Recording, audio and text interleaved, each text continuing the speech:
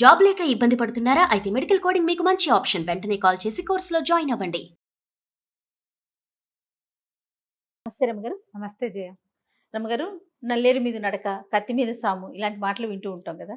కత్తి మీద సాము అంటే ఏంటండి? సాము అంటే సాము గరిడీలు అంటారు కదా. ఆ, సాము గరిడీలు అంటే ఇట్లా ఏమన్నాలి, గాల్లో వేళ్లాడము, గాల్లో తేలటము, ఓ సన్నటి దాని మీద నిలబడ్డము, మ్మ్. సాము గరిడీలు అంటారు వాటిని.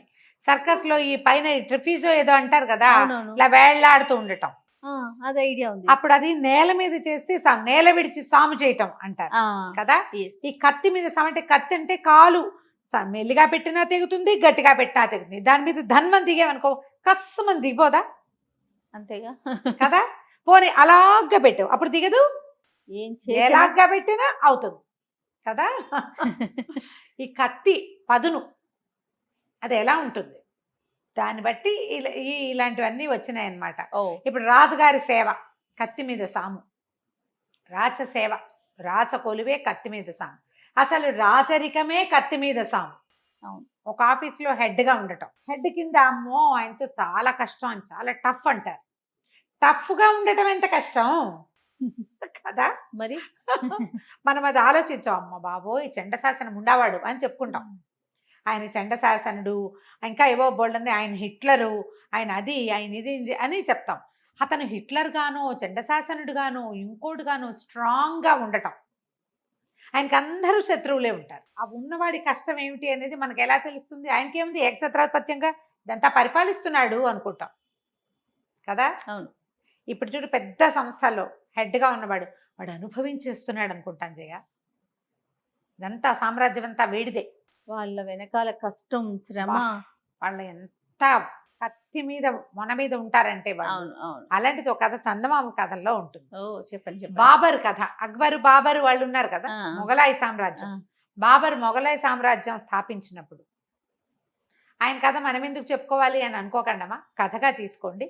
కథగా ఉంది కాబట్టి నేను ఆ పేర్లు మార్చడం ఇష్టం లేదు నాకు, అందుకని అదే చెప్తున్నా. ఈ బాబర్ మొఘలాయి సామ్రాజ్యాన్ని ఏకఛత్రాధిపత్యం చేశాడు, అంతా సర్వం సహా చక్రవర్తి అయ్యాడు భారతదేశానికి. అన్ని చోట్ల జనాన్ని అణిచేసి తన కిందకి తెచ్చుకున్నాడు, మనకు తెలిసిందే. అవునవును. అయితే ఏమైంది, అలీఖాన్ అని ఈయనకి వెనకాల ఉండేవాడు ఒక ఆయన ఉన్నాడు.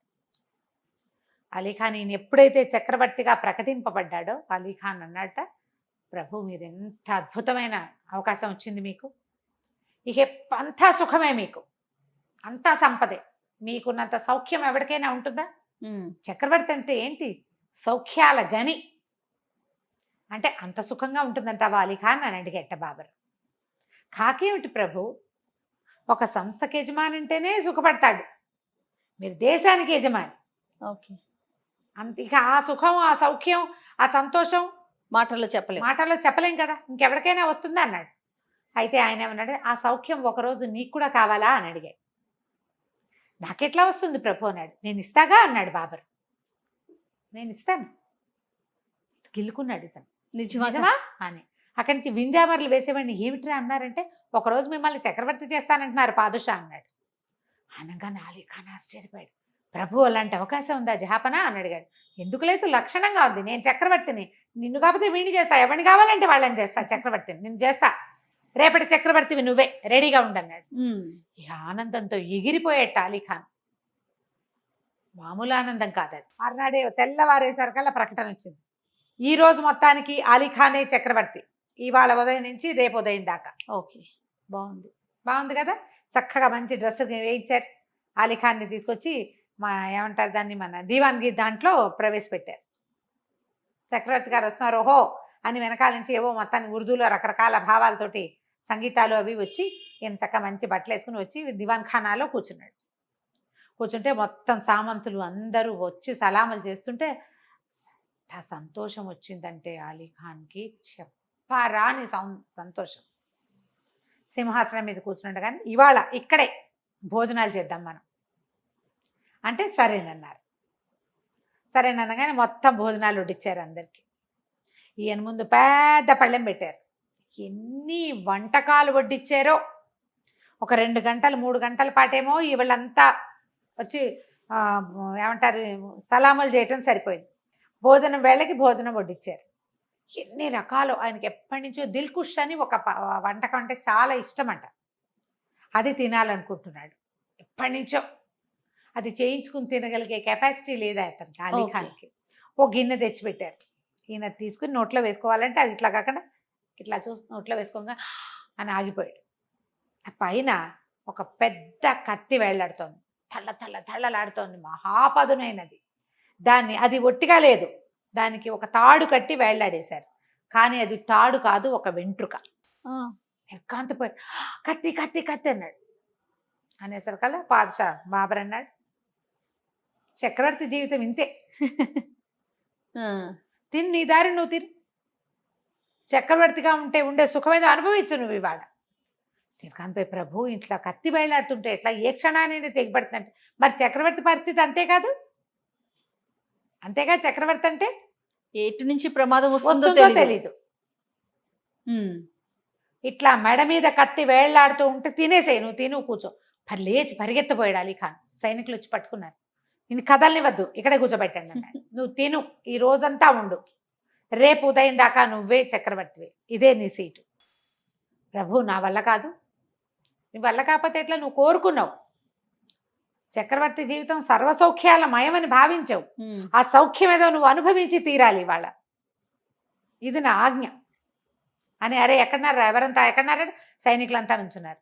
ఖాన్ కదలనివ్వద్దు, అతను అక్కడే ఉండాలి. ఇక దిల్కుష్ లేదు, రసగుల్లా లేదు, జామున్లు లేవు, అన్నీ కనపడుతున్నాయి. నోట్లోంచి కబళం పోవటల్లా నోట్లోకి. మంచినీళ్లు తాగేందుకు కూడా లేదు, వణికిపోతూ బతుకు జీవుడా అని అట్లా అట్లా అట్లా అట్లా కూర్చుని ఉన్నాడు. ఏ క్షణాన అది తెగిపడుతుందో తెలియక. వాడెవడో వింజామర వీటానికి వస్తే వద్దురా వద్దురా నాయన, నువ్వు వింజామర విచ్చదురా అని చెప్పాడు. చెమటలు పోస్తూ తెల్లవార్లు నిద్రపోకుండా అలాగే కూర్చుని హాయిగా నిద్రపోలా. తెల్లారేక పాదషా వచ్చాడు. బాగుందా చక్రవర్తిగా ఉండటం అలీ ఖాన్ అని అడిగాడు. ప్రభు ఇలాంటి కష్టాన్ని భరిస్తున్నారా మీరు అన్నాడు. మరేం చేస్తాం, మరి నాలాగా మీరు ఉనికిపోవట్లేదు కదండి. నేను ఇంత ఉనికిపోతూ ఉన్నా, అన్నం తినలా, నిద్రపోలా, దీనికి కూడా వెళ్ళలా, అక్కడే ఉన్నా, మలమూత్రాలను సైతం బంధించేంత భయంలో ఉన్నాను నేను. మరి మీరెందుకు వణికిపోవట్లేదంటే మరి తేడా లేదు. ప్రతి వాళ్ళు వాడెవడో పైకి ఎక్కేశాడని అనుకుంటారు, వీళ్ళకి ఎంత పేరు వచ్చేసిందో అనుకుంటారు, వాళ్ళు ఎంత ప్రభావశాలి, వాళ్ళు ఎంత కష్టం, వాళ్ళకి అది భరించగలిగే సత్తా కూడా వాడికి ఉండాలని గ్రహించరు కదా. నీలాంటి భయం నాకు లేదు. నిన్ను భయపెట్టింది కత్తి కాదు, నీలో ఉన్న భయం, నీ పిరికితనమే నిన్ను భయపెట్టింది. కత్తి నిన్న పొద్దున కట్టినా ఇవాళ పొద్దున దాకా అది కదల్లా. నువ్వు పిరికివాడివి, నువ్వు ఇలాంటి దాన్ని హ్యాండిల్ చేయలేవు. వచ్చేస్తే బాగుండని ఉంటుంది నీకు, వస్తే నువ్వు హ్యాండిల్ చేయొద్దు దాన్ని. హ్యాండిల్ చేయగలిగే వాళ్ళకే వస్తాయి అవి, అంతే. రాజ్యాధికారం వస్తుంది, హ్యాండిల్ చేయగలిగేవాడు నిలబడతాడు, వాడు ఎప్పుడు కష్టంలోనే ఉంటాడు, నిలదొక్కుని నిలబడి ఉంటాడు వాడు అని చెప్పి ఇక దండం పెట్టేశాడు అలీ ఖాన్. ఆ తర్వాత ఎప్పుడు పాదుషా జీవితం అత్యద్భుతమని అతను అనేవాడు కాదు. చాలా విశ్వాసపాత్రంగా తన చివరి ఊపిరి వరకు అతను బాబర్ని సేవించాడు. బాగుంది కదా, చాలా ప్రాక్టికల్ గా ఉందండి, చాలా బాగుంది రమ్మగారు. నమస్తే. నమస్తే.